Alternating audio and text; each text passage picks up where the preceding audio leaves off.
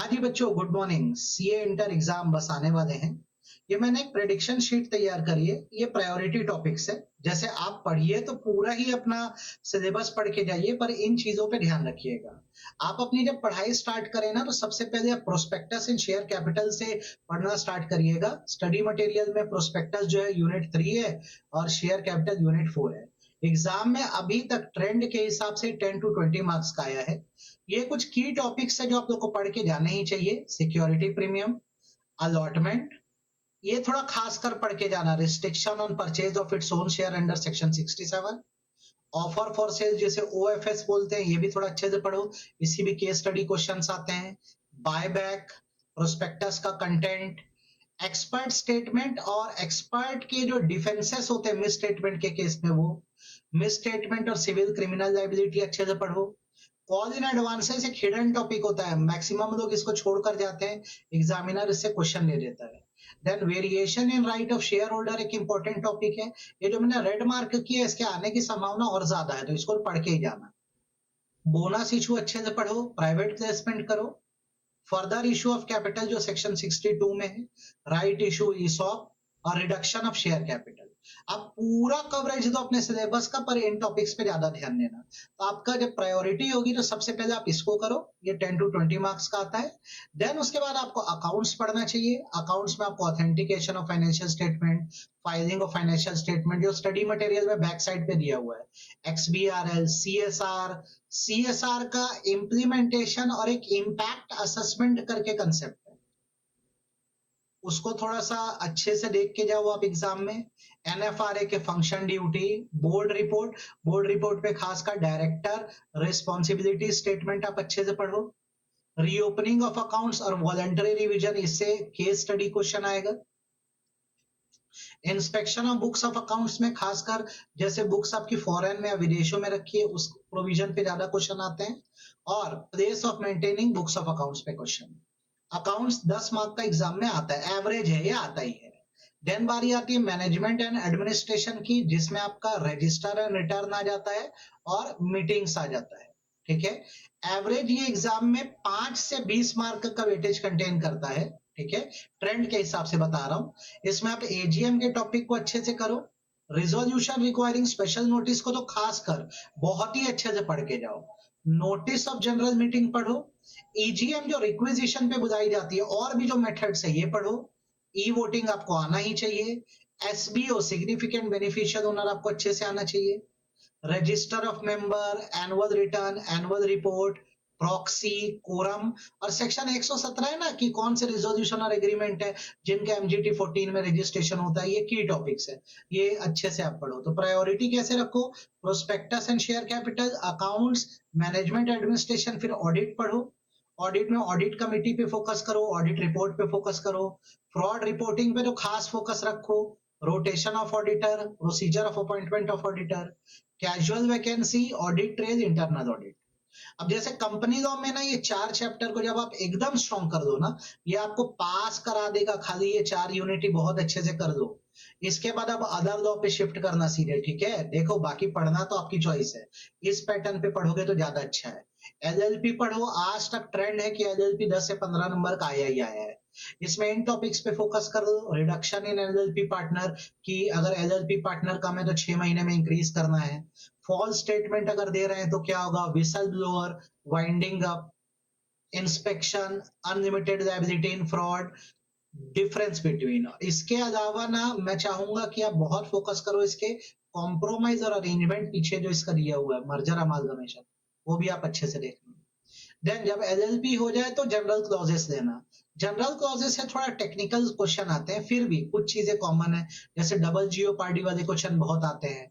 Gender, computation of time, functionary का question बहुत आता है। रिपील का क्वेश्चन आता है एग्जाम में। ठीक है, coming into operation, inclusive exclusive definition, mean, include का मतलब मे, मस्ट, शैल, एंड और।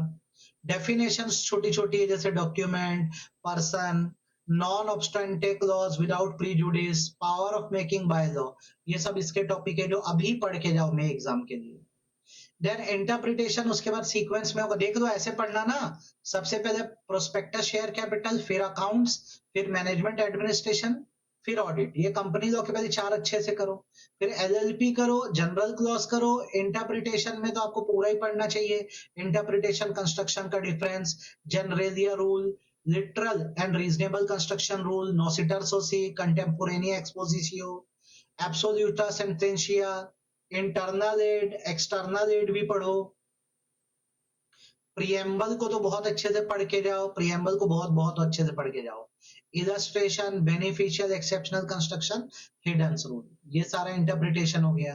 तो पहले क्या करें हम लोग, अभी प्रिपरेशन के टाइम पे हम 4 चैप्टर कंपनी लॉ के पढ़ दिए, फिर ये 4 LLP, GC, general clause, interpretation, और ये चौथा फेमा, इसको तो बाय हार्ट करें। फेमा से हर अटेम्प्ट कंसिस्टेंटली 8 मार्क का आया है। ये जो वेटेज है ना, ये एवरेज है, इतना आ ही रहा है इतने अटेम्प्ट्स में।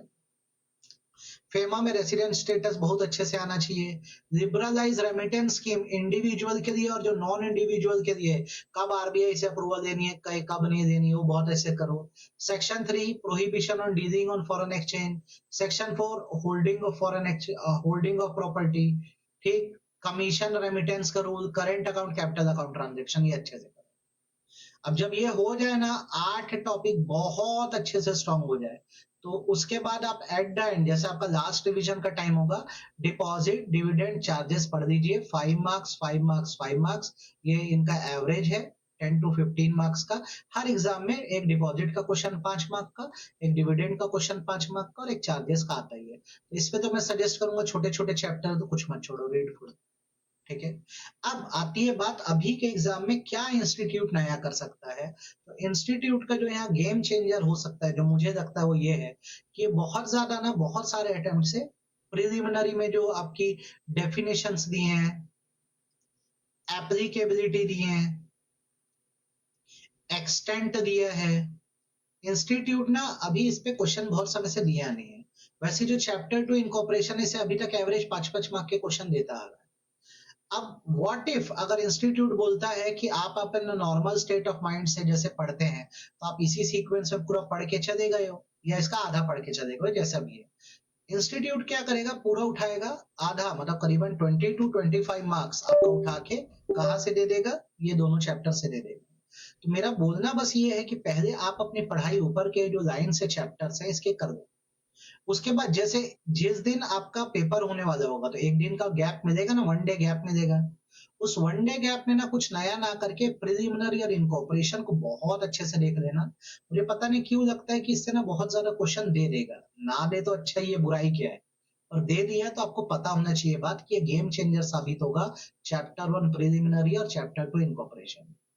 तो लेट्स सी एग्जाम में आता क्या है, देता क्या है। आप इन टॉपिक्स को थोड़ा देख लेना, मैं शीट को अटैच भी कर देता हूँ ताकि आप पढ़ सको। और ना कभी एबीसी एनालिसिस पे मत जाया करो कि हम सिलेक्टिव होके जाएंगे। कंप्लीट फुल इंस्टीट्यूट आपसे चाहता भी है, आप कंप्लीट फुल स्टडी करिए, कुछ टॉपिक मत छोड़िए, ठीक है। और आईसीआई स्टडी मटेरियल को बहुत थरो कर दीजिए, ठीक है। आईसीआई स्टडी मटेरियल में जो हर चैप्टर के बैक क्वेश्चन है आप वो बना दीजिए, जितना भी अपने पास रिमेनिंग टाइम है। आरटीपी एमटीपी को एक बार देख भर दीजिए, आप लोग को ये करना चाहिए बच्चों, इतना आप लोग की पढ़ाई होनी चाहिए। रेस्ट ऑल द बेस्ट, भगवान भला करे, आप लोग का पेपर अच्छा जाएगा। इस शीट को मैं अटैच कर देता हूँ वीडियो के साथ, आप लोग देख लेना। चलिए, ऑल द बेस्ट।